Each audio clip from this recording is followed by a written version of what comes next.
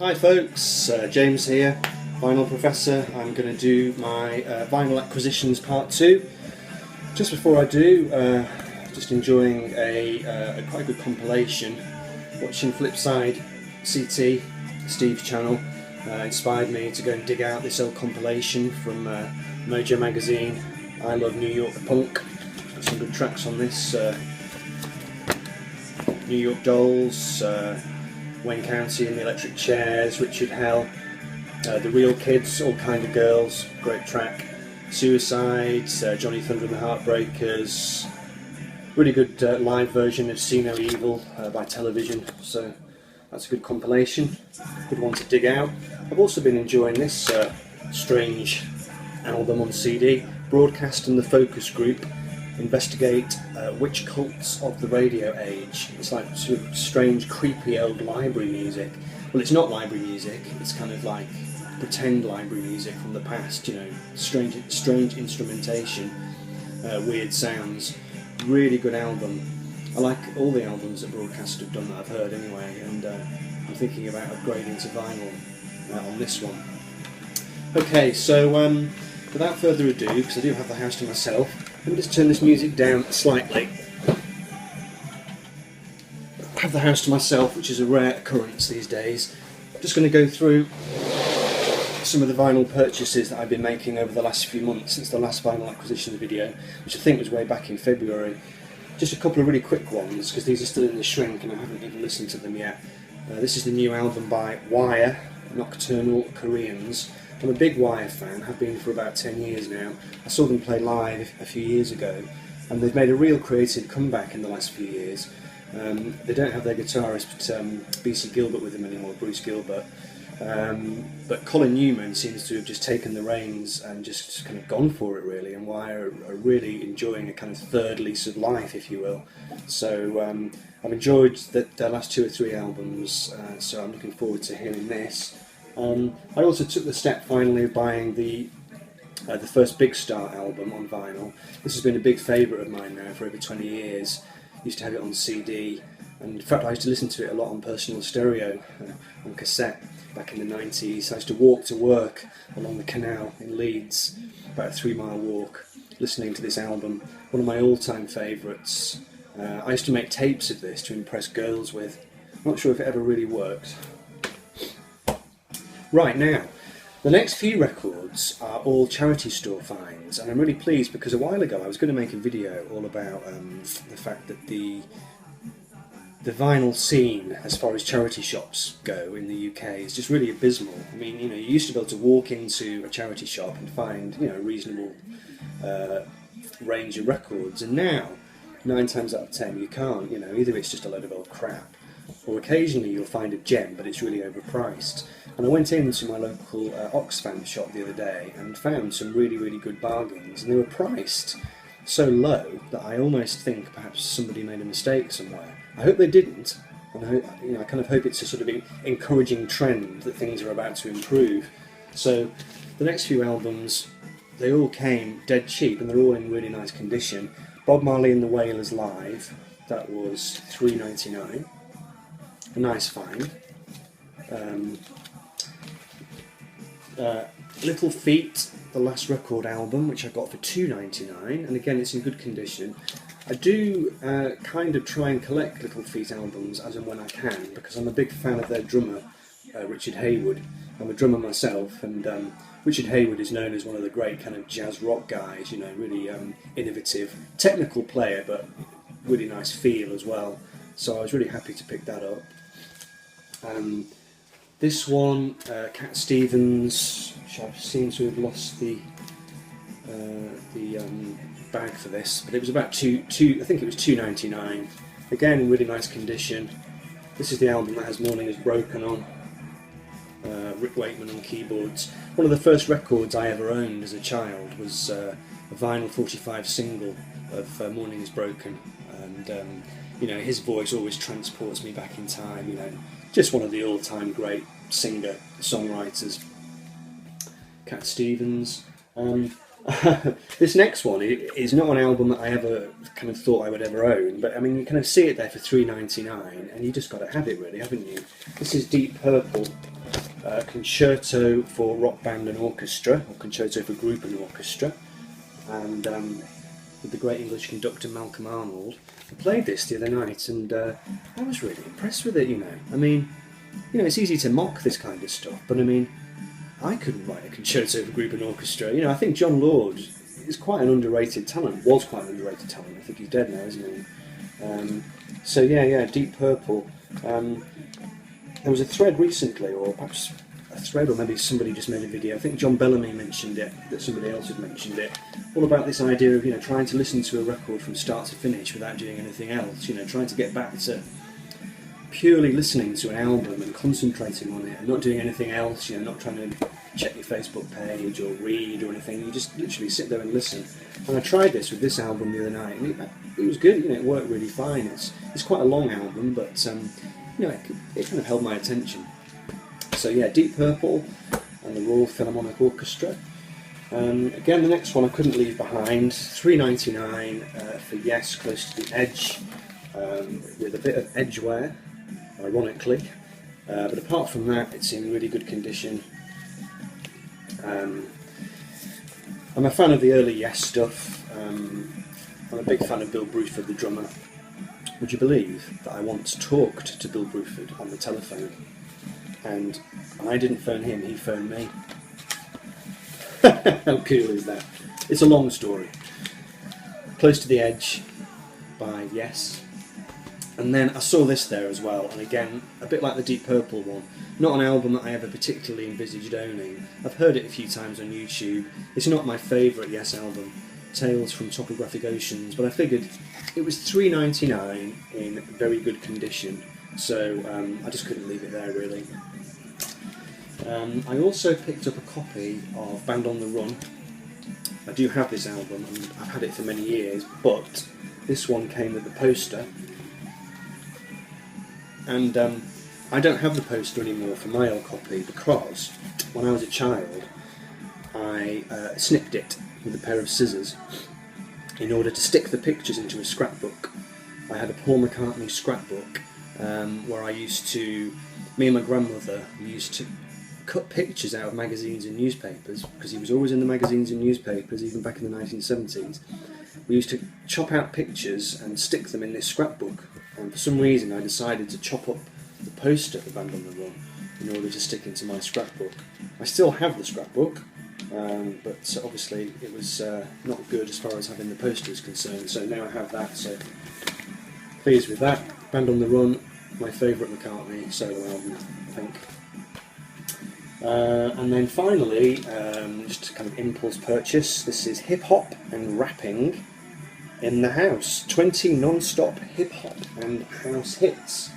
This has got some good people on it. It's got Cold Cut, really good band from back in the 90s, Bomb the Bass, Salt and Pepper, Tramp, all sorts of good stuff on that, so I'm looking forward to hearing that. Some good 80s hair there.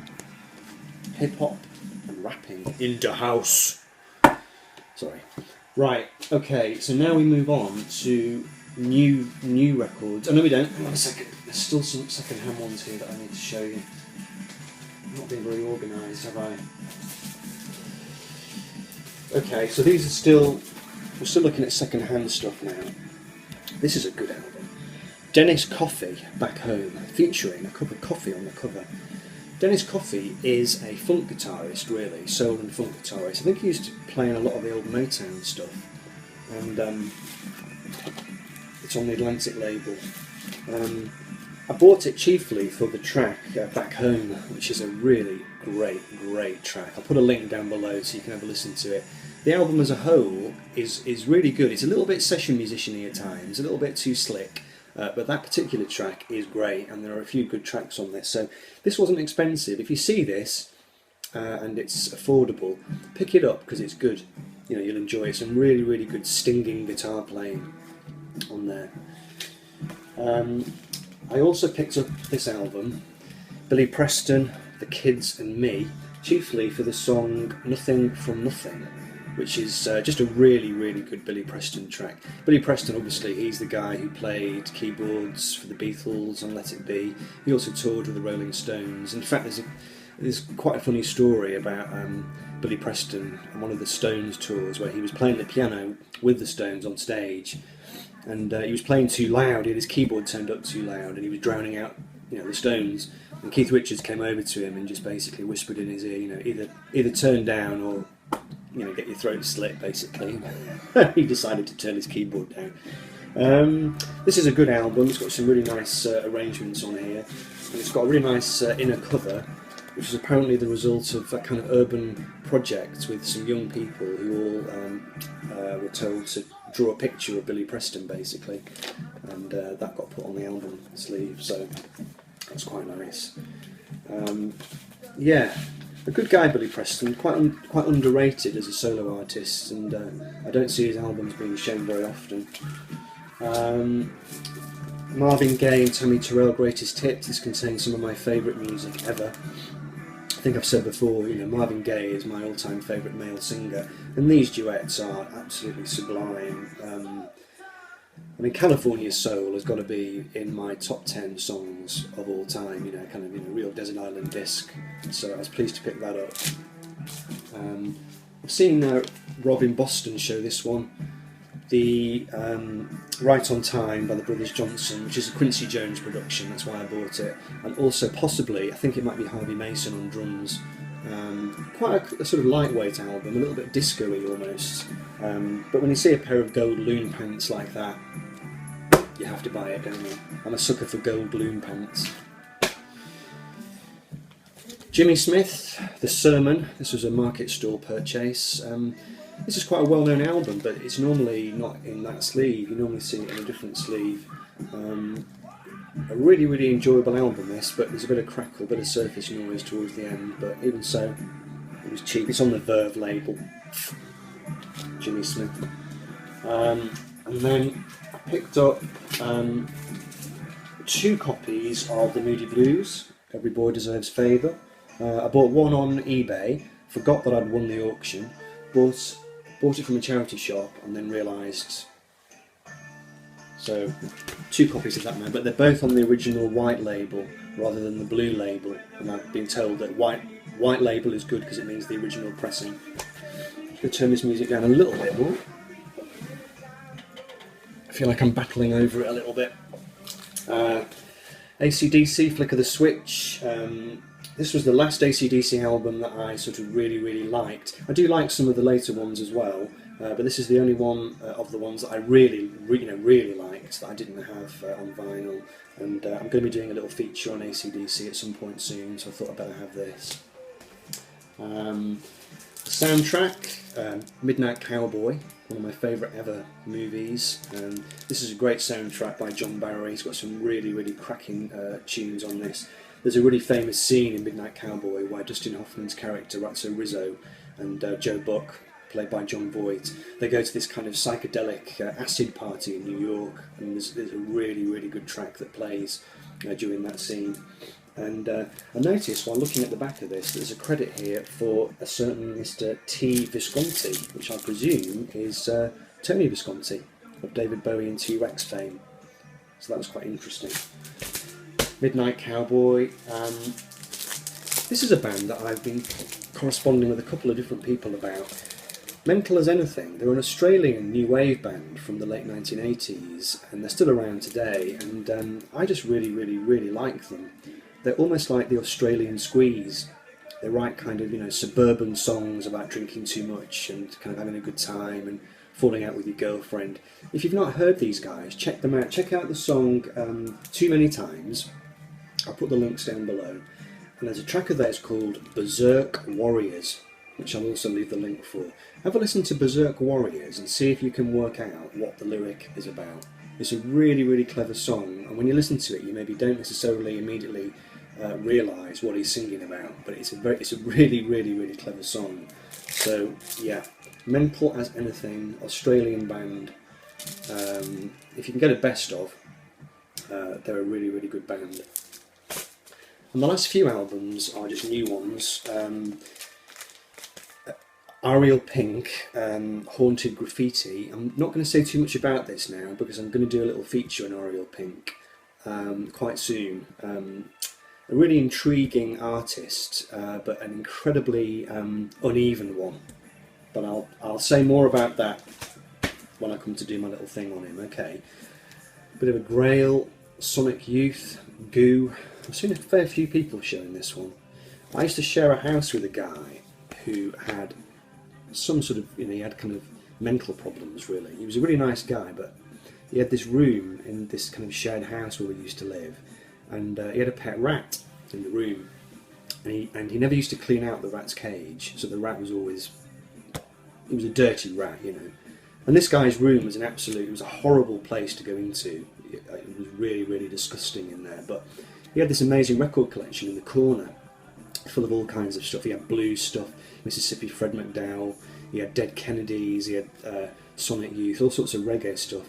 So I used to go into his room to sort of, go through his records, but it was literally the most horrible environment you could possibly imagine, with this kind of rat in the corner in this cage. But his records were so great that you would just kind of, hold your nose and go in there, basically, and I used to borrow all kinds of stuff from him, and I discovered that album in his collection, and thought it was finally time to upgrade my CD copy and get a vinyl copy of that.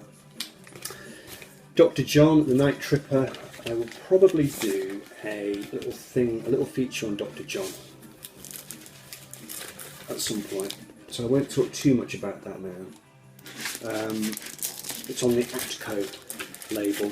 This is Gree. It's his kind of voodoo, swampy New Orleans album that he made in the early 1970s, I think. Good album, that. And finally we'll finish with an absolute grail for me. I bought this on a market stall, and it came with a job lot of albums that had all come from the same collection. And apart from this one, all these albums, there was like Led Zeppelin 4, there was Black Sabbath stuff there, really, really good albums, but they all had a little biro flower drawn in the middle of the sleeve. So they'd all come from the same person, and this person had basically vandalised all these records, but only in a kind of small way. There was just this little purple, there was just this little biro flower. But all the records, he had them on sale for about £20 each, and I said to this guy, look, I can get a new copy of that on eBay for that price, without the little purple thing. It's just crazy. But anyway, this one was the only one that had escaped the little flower, because it is still in the shrink. And I got it for £20, but I came back home and I checked on eBay, and they're going on eBay for twice that. So this was a bargain. And this, out of all these records, this is a truly great album. If you've not heard this album, John Martin was an absolutely brilliant singer-songwriter, and if you pick up anything he did, it's going to be good. But this album in particular, I just think is absolutely fantastic. Bless the Weather by John Martin, and I think it's on, look at that, what a beautiful label. Yeah, 1971, just an absolute masterpiece. Phenomenal guitarist, spine-tingling singer, and just a brilliant songwriter. So that concludes for today my selection of new records. I do have some more, but I'm going to stagger them a bit.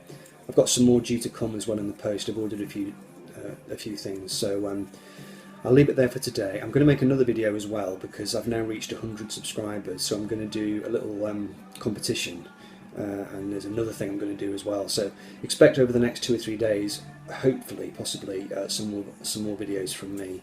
But in the meantime, I'm going to leave it there. So a big hello to everybody, and I'm still trying to get around.